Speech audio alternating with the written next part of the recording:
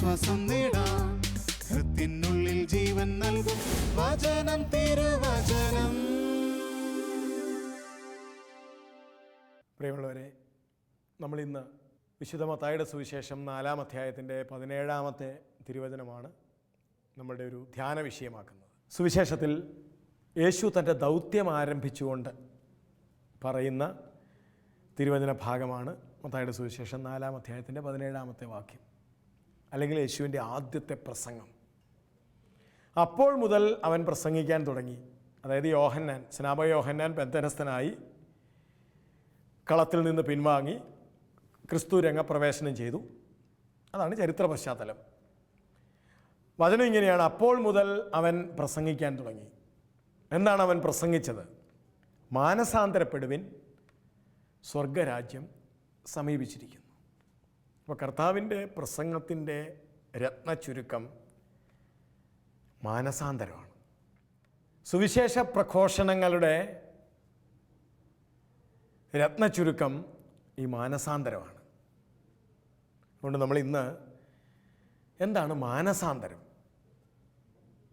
ധാരാളം വചനപ്രഘോഷണങ്ങൾ നടക്കുന്ന ഈ കാലഘട്ടത്തിൽ വചനപ്രഘോഷണങ്ങളിലൂടെ അല്ലെങ്കിൽ വചനശ്രവണത്തിലൂടെ സംഭവിക്കേണ്ട ഏറ്റവും പ്രധാനപ്പെട്ട ഒരു കാര്യം ഈ മാനസാന്തരമാണ്. വ്യക്തിപരം, അത് തികച്ചും വ്യക്തിപരമാണ്. എന്താണ് ഈ മാനസാന്തരം എന്നുള്ള ചിന്തകളിലേക്കാണ് നമ്മൾ പോകുന്നത്. മത്തായിയുടെ സുവിശേഷം 4:17 ക്രിസ്തുവിൻ്റെ ആദ്യത്തെ പ്രസംഗം, മാനസാന്തരപ്പെടുവിൻ, സ്വർഗരാജ്യം സമീപിച്ചിരിക്കുന്നു. അപ്പോൾ ഇവിടെ ഒരു എന്താണ് മാനസാന്തരം എന്ന് പറയുന്നതിന് മുൻപ് നമ്മൾ സുവിശേഷത്തിൽ മാനസാന്തരത്തിൻ്റെ ഒരു ആഘോഷം നടക്കുന്നത് കണ്ടുമുട്ടുന്നുണ്ട്. ധാരാളം പ്രാവശ്യം കേട്ടിട്ടുള്ള, വായിച്ചിട്ടുള്ള തിരുവചന ഭാഗമാണത്. ലൂക്കാ സുവിശേഷം 15-ാം അധ്യായത്തിൽ നമ്മൾ കണ്ടുമുട്ടുന്നതാണ് മാനസാന്തരത്തിൻ്റെ ആഘോഷം.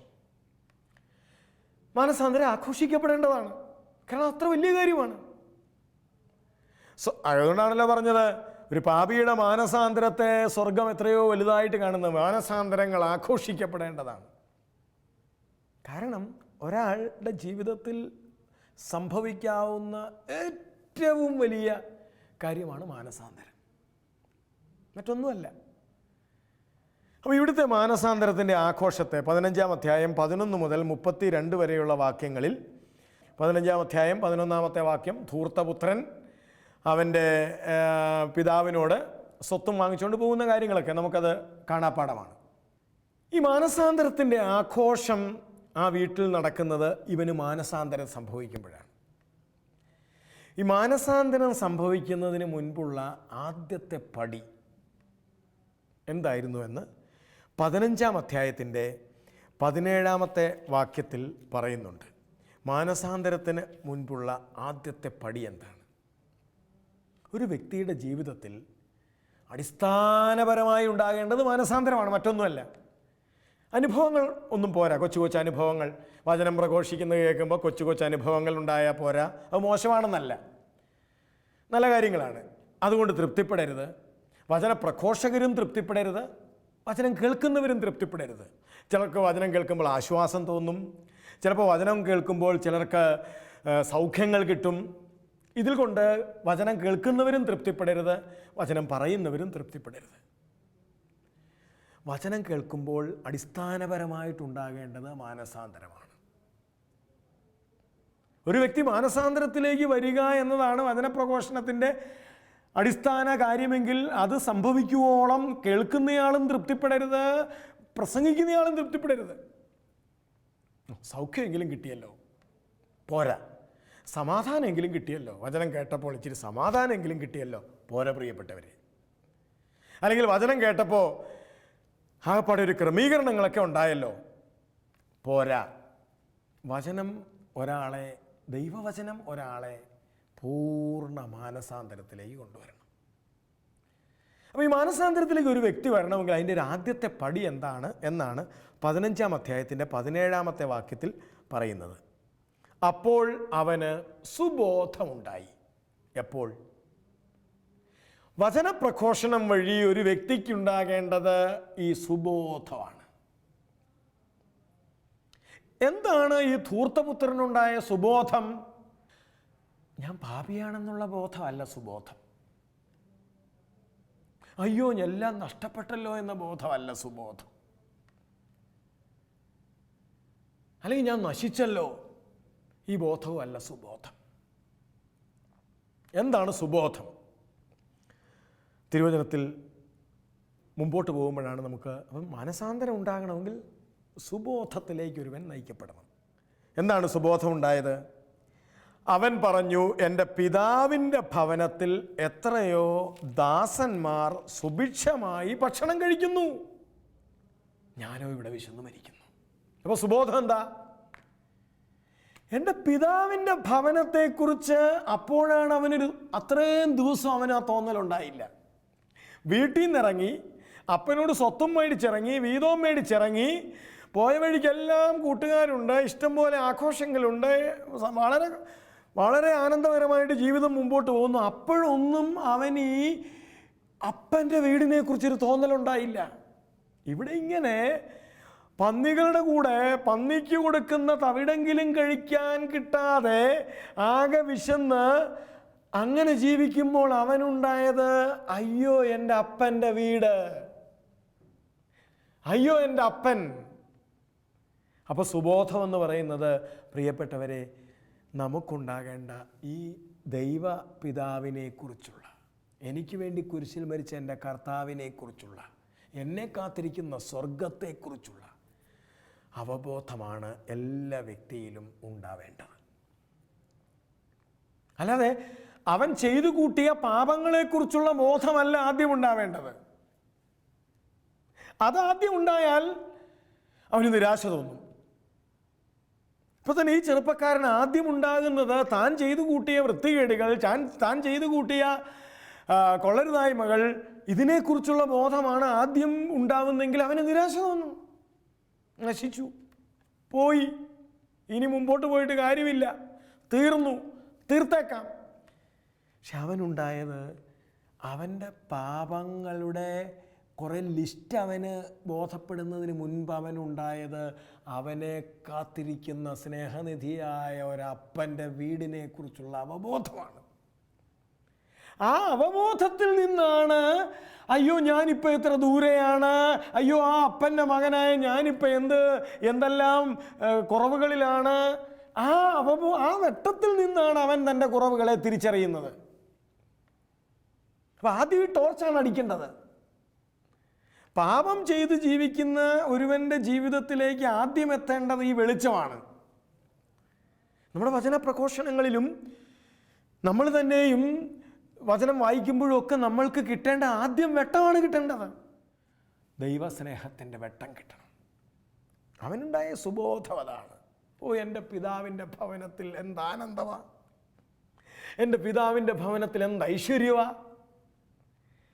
ഈ വെട്ടമാണ് അവനെ അവൻ്റെ ജീവിതത്തിലേക്ക് തിരിഞ്ഞു നോക്കാൻ പ്രേരിപ്പിച്ചത്. അപ്പോൾ അതുകൊണ്ട് പ്രിയപ്പെട്ടവരെ, നമുക്കാദ്യം ഒരു മനുഷ്യന് ബോധ്യപ്പെടേണ്ടത് വാത്സല്യനിധിയായ പിതാവിൻ്റെ സ്നേഹത്തെക്കുറിച്ചുള്ള ആഴമാണ്. അതുകൊണ്ടാണ് ഈ കത്തോലിക്ക കരിസ്മാറ്റിക് നവീകരണ ധ്യാനങ്ങളിൽ ദൈവസ്നേഹത്തിൻ്റെ ആഴത്തെക്കുറിച്ച് വാതോരാതെ പ്രസംഗിക്കേണ്ടത്. കാത്തിരിക്കുന്ന, കരുതുന്ന ദൈവത്തിൻ്റെ സ്നേഹത്തെക്കുറിച്ച്, വ്യവസ്ഥയില്ലാത്ത ആഴത്തിലുള്ള ദൈവത്തിൻ്റെ സ്നേഹത്തെക്കുറിച്ചാണ് ഏത് സുവിശേഷ പ്രഘോഷണത്തിൻ്റെയും അടിസ്ഥാനം. അതവനെ സുബോധമുള്ളവനാക്കും. ഇവിടെ ആ വ്യക്തിക്ക് ആ സുബോധമുണ്ടായി. ഞാൻ സ്വർഗത്തിൻ്റേതാണ്, ഞാൻ ദൈവത്തിൻ്റേതാണ്, എന്നെ കാത്തിരിക്കുന്ന ഒരു അപ്പൻ്റെ പൊന്നോമന മകനാണ് ഞാൻ. ഈ അവബോധം ഏത് പാപിക്കും ആദ്യം കൊടുക്കേണ്ടത് ഈ അവബോധമാണ്. ആ വെട്ടത്തിലിരുന്ന് അവൻ കണ്ടെത്തണം അവൻ്റെ പാപവഴികളെ. അങ്ങനെയാണ് നമ്മൾ തിരുവചനത്തിൽ കാണുന്നത്. അപ്പോൾ അവന് സുബോധമുണ്ടായി, അവൻ്റെ അപ്പനെക്കുറിച്ച് ഓർത്തു. എന്നിട്ടാണ് 18-ാമത്തെ വാക്യത്തിൽ പറയുന്നത്, ഞാൻ എഴുന്നേറ്റ് എൻ്റെ പിതാവിൻ്റെ അടുക്കിലേക്ക് പോകും, എന്നിട്ട് ഞാൻ പോയി എല്ലാം പറയും, ഞാനെല്ലാം പോയി പറയും. കാരണം ഈ അപ്പൻ്റെ സ്നേഹമാണ് അവനെ നിർബന്ധിക്കുന്നത് എല്ലാം ഏറ്റുപറയാൻ. ഈ അപ്പൻ്റെ വാത്സല്യമാണ് അവനെ നിർബന്ധിക്കുന്നത് എല്ലാം ഏറ്റുപറയാൻ. പ്രിയപ്പെട്ടവരെ, അപ്പോൾ ദൈവസ്നേഹത്തിൻ്റെ വെട്ടമാണ് മനുഷ്യൻ്റെ ഉള്ളിലേക്ക് കടന്നു ചെല്ലേണ്ടത്. ചിലപ്പോഴെങ്കിലും ഇന്ന് സംഭവിക്കുന്നത്, ചിലരിലെങ്കിലും സംഭവിക്കുന്നത് നേരെ തിരിച്ചാണ്. എന്ന് പറഞ്ഞാൽ അവൻ ആദ്യം ബോധ്യപ്പെടുന്നത് അവൻ്റെ കുറവുകളെക്കുറിച്ചാണ്, അവൻ്റെ കുറ്റങ്ങളെക്കുറിച്ചാണ്. അപ്പോൾ എന്ത് സംഭവിക്കുമെന്നറിയാമോ? അവന് ഈ ദൈവസ്നേഹത്തിൻ്റെ സ്വാതന്ത്ര്യമുണ്ടാവില്ല അപ്പനെ സമീപിക്കാൻ. ഇവിടെ ഈ ധൂർത്തപുത്രൻ അപ്പനെ സമീപിക്കുന്നത് എന്ത് സ്വാതന്ത്ര്യത്തോടെയാ? എനിക്ക് ചെല്ലാവോ ആവോ, എന്നെ കയറ്റുവോ ആവോ, ഇതൊന്നുമില്ല, അങ്ങനെയൊന്നുമില്ല.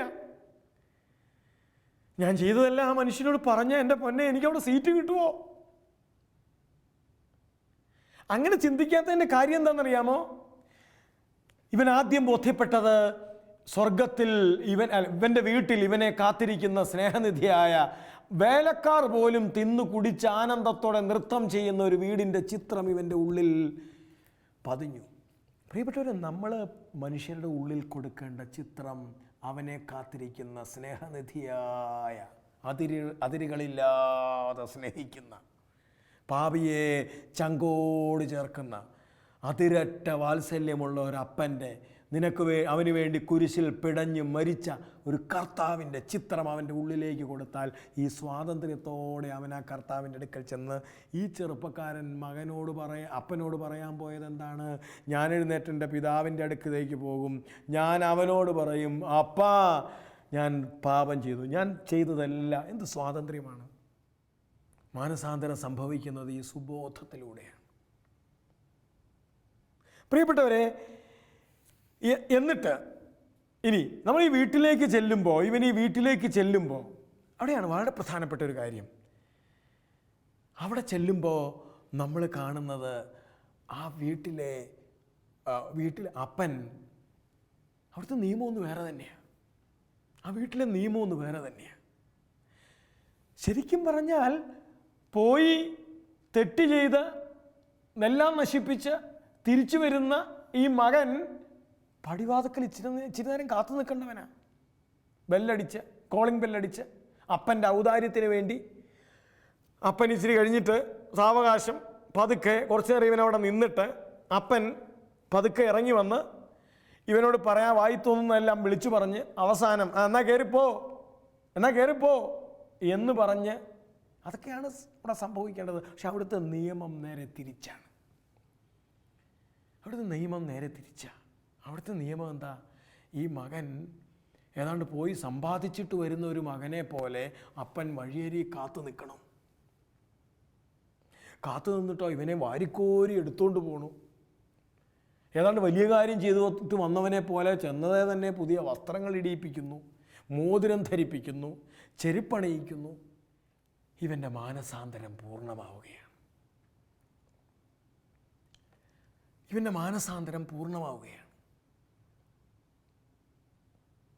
എന്നാൽ നമ്മൾ മറ്റൊരാളെ അവിടെ കണ്ടുമുട്ടുന്നുണ്ട്. ഈ മാനസാന്തരത്തിൻ്റെ 7 അയലക്കത്തെത്താൻ പറ്റാതെ ഒരു മനുഷ്യനെ നമ്മളവിടെ കണ്ടുമുട്ടുന്നുണ്ട്. അതാരാന്നറിയാമോ? വീടിന് പുറത്തൊരുത്തൻ നിൽക്കുന്നു. നിങ്ങൾക്കറിയാം, മൂത്ത മകൻ 20-ാം അധ്യായത്തിൻ്റെ 24 മുതലുള്ള വാക്യങ്ങൾ വായിക്കുമ്പോൾ നമ്മൾ കാണുന്നത് 20-ാം അധ്യായത്തിൻ്റെ 15-ാം അധ്യായത്തിൻ്റെ 20 മുതൽ 24 വരെയുള്ള വാക്യങ്ങൾ നമ്മൾ വായിക്കുമ്പോൾ നമ്മൾ കാണുന്നത് വ്യവസ്ഥകളൊന്നുമില്ലാതെ മകനെ ആലിംഗനം ചെയ്യുന്ന ഒരു വീടിൻ്റെ ചിത്രമാണെങ്കിൽ, പ്രിയപ്പെട്ടവരെ, 25 മുതൽ 28 വരെ വാക്യങ്ങൾ നമ്മൾ വായിക്കുന്നത് പുറത്തു നിൽക്കുന്ന ഒരു മകനെയാണ്. അവൻ പുറത്തു നിൽക്കുന്നു. എന്താ കാര്യം എന്നറിയാമോ? അവൻ മാനസാന്തരത്തിൻ്റെ പടി പോലും അവൻ അനുഭവിക്കാൻ പറ്റാത്തവനാണ്. ഈ 25-ാം അധ്യായ വാക്യം മുതൽ നമ്മൾ കണ്ടുമുട്ടുന്ന ഈ മകനെക്കുറിച്ച് പറയുന്നത് അവൻ അപ്പനെ അനുസരിച്ച് ജീവിച്ചവനാ. അവൻ അപ്പൻ്റെ ഒരു ആട്ടിൻകുട്ടിയെ പോലും കൊണ്ട് അനാമത്ത് ചിലവാക്കിയിട്ടില്ല. അവൻ അപ്പം പറയുന്നത് മാത്രമേ കേട്ടിട്ടുള്ളൂ. ഇങ്ങനെ ആ വീടിൻ്റെ നിയമങ്ങൾക്കനുസരിച്ച് ജീവിച്ചു. പക്ഷെ അവൻ്റെ ഉള്ളിൽ കിടക്കണ നിയമം എന്താണെന്നറിയാമോ? പാപി പടിക്ക് പുറത്തു നിൽക്കണം. ഇതാണ് അവൻ്റെ നിയമം. പക്ഷെ ആ വീട്ടിലെ നിയമം അതല്ല. അവൻ്റെ നിയമം പാപി പടിക്ക് പുറത്തു നിൽക്കണം. പക്ഷെ ആ വീട്ടിൽ അപ്പൻ്റെ നിയമം അതല്ല. അപ്പം പറഞ്ഞതാണ്, മകനെ, നിന്റെ മകൻ മരിച്ചു പോയിരുന്നു, എന്നാൽ അവനെ വീണ്ടും കിട്ടി, അതുകൊണ്ട് നമ്മൾ ആഹ്ലാദിക്കണം. അവിടുത്തെ നിയമം ഒന്ന്, ഇവൻ്റെ നിയമം വേറൊന്ന്. കാര്യം ഇവൻ എല്ലാ കാര്യങ്ങളും കൃത്യമായി ചെയ്യുന്നയാളാണ്.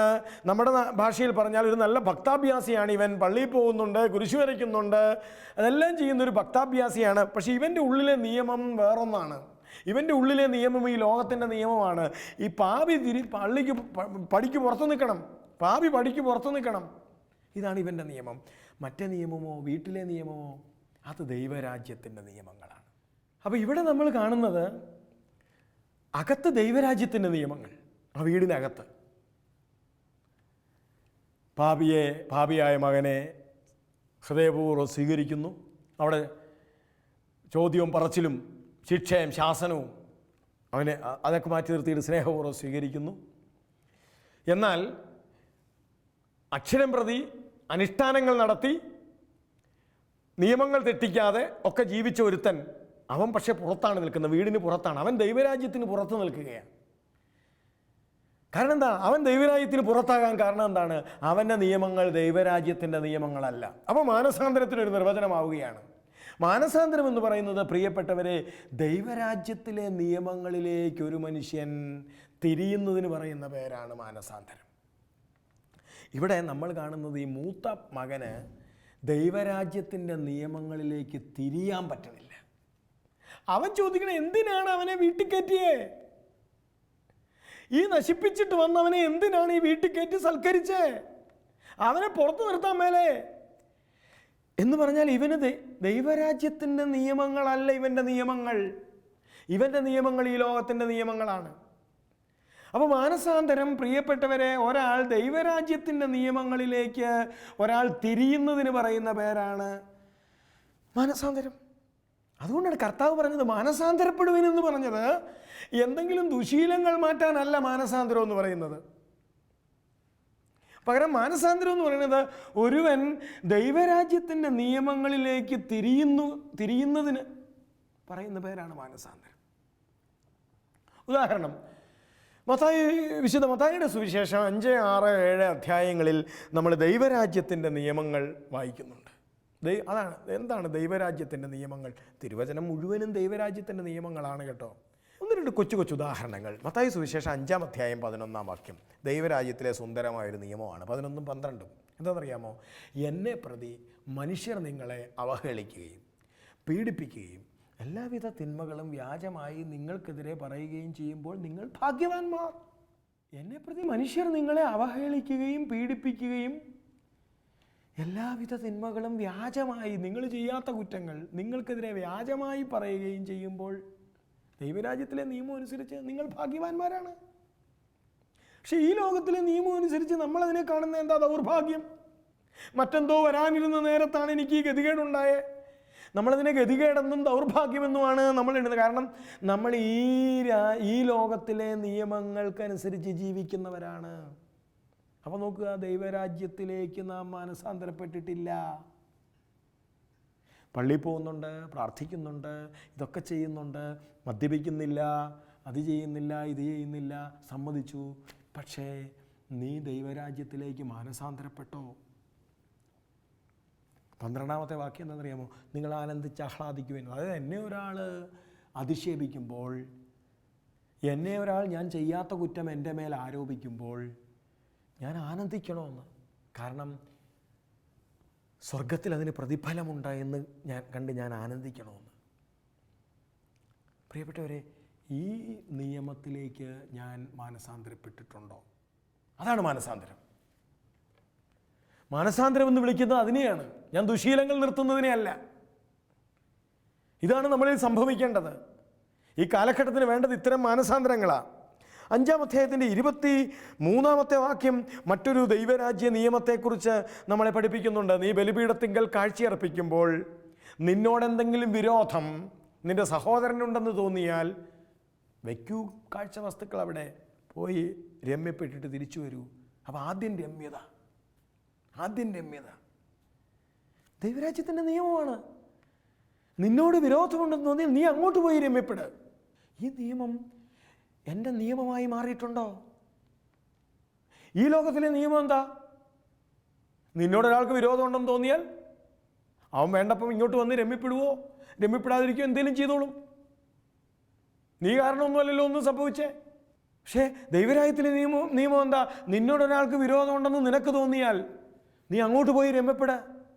ഞാൻ ഈ നിയമത്തിലേക്ക് മാനസാന്തരപ്പെട്ടിട്ടുണ്ടോ? 5-ാം അധ്യായത്തിൻ്റെ 44-ാമത്തെ വാക്യം എന്താണ്? എന്നാൽ ഞാൻ നിങ്ങളോട് പറയുന്നു, ശത്രുക്കളെ സ്നേഹിക്കുവിൻ, നിങ്ങളെ പീഡിപ്പിക്കുന്നവർക്ക് വേണ്ടി പ്രാർത്ഥിക്കുവിൻ. സുന്ദര നിയമമാണ് ദൈവരാജ്യത്തിലെ. പക്ഷെ നമുക്കെത്ര പേർക്ക് എന്നെ ദ്വേഷിക്കുന്നവർക്ക് വേണ്ടി പ്രാർത്ഥിക്കാൻ, എന്നെ വേദനിപ്പിക്കുന്നവർക്ക് വേണ്ടി അവരെ സ്നേഹിക്കാൻ? നമ്മൾ സ്നേഹിക്കുന്ന ആരെയാ? എനിക്ക് ഉപകാരം ചെയ്തയാളെ. അത് ലോകത്തിൻ്റെ നിയമമാണ്, നമ്മളത് ചെയ്യുന്നുണ്ട്. എനിക്ക് ഉപകാരം ചെയ്തയാളെ ഞാൻ സ്നേഹിക്കുന്നു. എന്നെക്കുറിച്ച് നല്ലത് പറയുന്നയാളെ ഞാൻ സ്നേഹിക്കുന്നു. എന്നെക്കുറിച്ച് ഈ നാട് മുഴുവനും മോശം പറഞ്ഞു നടക്കുന്നയാളെ എനിക്ക് സ്നേഹിക്കാൻ പറ്റുന്നുണ്ടോ? അപ്പോൾ ഞാൻ ദൈവരാജ്യത്തിൻ്റെ നിയമത്തിലേക്ക് ഞാൻ വീണ്ടും ജനിച്ചോ? അല്ലെങ്കിൽ ദൈവരാജ്യത്തിൻ്റെ നിയമത്തിലേക്ക് ഞാൻ മാനസാന്തരപ്പെട്ടോ? 6-ാം അധ്യായം 25-ാമത്തെ വാക്യം, 6:25. ഞാൻ നിങ്ങളോട് പറയുന്നു, എന്ത് ഭക്ഷിക്കും, എന്ത് പാനം ചെയ്യും, എന്ന് ജീവനെക്കുറിച്ചോ എന്ത് ധരിക്കുമെന്ന് ശരീരത്തെക്കുറിച്ചോ നിങ്ങൾ ഉത്കണ്ഠാകുലരാകേണ്ട. എൻ്റെ ജീവിതത്തിൽ എൻ്റെ കർത്താവ് തരും എന്നൊരു സമാധാനത്തിലേക്ക് ഞാൻ മാനസാന്തരപ്പെട്ടിട്ടുണ്ടോ? 7-ാം അധ്യായത്തിൽ 1-ാമത്തെ വാക്യം, വിധിക്കപ്പെടാതിരിക്കാൻ നീയും വിധിക്കരുത്. പ്രിയപ്പെട്ടവരെ, നമ്മുടെ ഒരു ചിന്ത, ഞാൻ ഈ നിയമങ്ങളിലേക്ക്, ദൈവരാജ്യത്തിലെ നിയമങ്ങളിലേക്ക്, ദൈവരാജ്യങ്ങളിലെ നിയമങ്ങളാണോ എൻ്റെ നിയമം, അതോ ഇന്ന് ഈ ലോകത്തിൽ നിലവിലുള്ള നിയമങ്ങളാണോ എൻ്റെ നിയമം?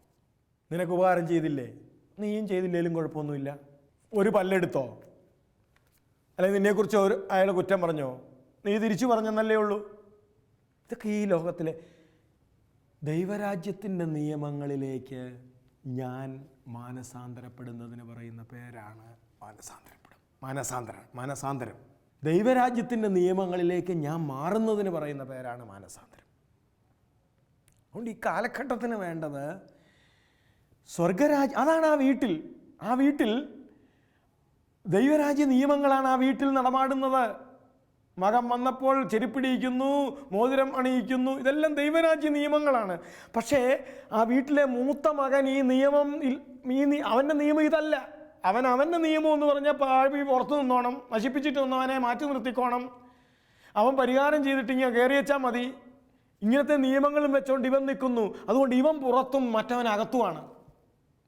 എൻ്റെ പ്രിയപ്പെട്ടവരെ, നമുക്ക് നമ്മുടെ ഉള്ളിൽ ദൈവരാജ്യത്തിൻ്റെ നിയമങ്ങൾ രൂപപ്പെട്ടിട്ടുണ്ടോ എന്ന് പരിശോധിക്കാം. ഇല്ലെങ്കിൽ നമുക്ക് കർത്താവിനോട് പറയണം, കർത്താവേ, ദൈവരാജ്യത്തിൻ്റെ നിയമങ്ങളിലേക്ക് എന്നെ എൻ്റെ ഉള്ളിനെ കൂട്ടിക്കൊണ്ടുവരണമേ. ദൈവരാജ്യത്തിൻ്റെ നിയമങ്ങളിലേക്ക് വീണ്ടും ജനിക്കാനുള്ളൊരു മാനസാന്തരം എൻ്റെ ഉള്ളിൽ തന്ന് അനുഗ്രഹിക്കണമേ എന്ന് നമുക്ക് പ്രത്യേകമായിട്ട് പ്രാർത്ഥിക്കാം.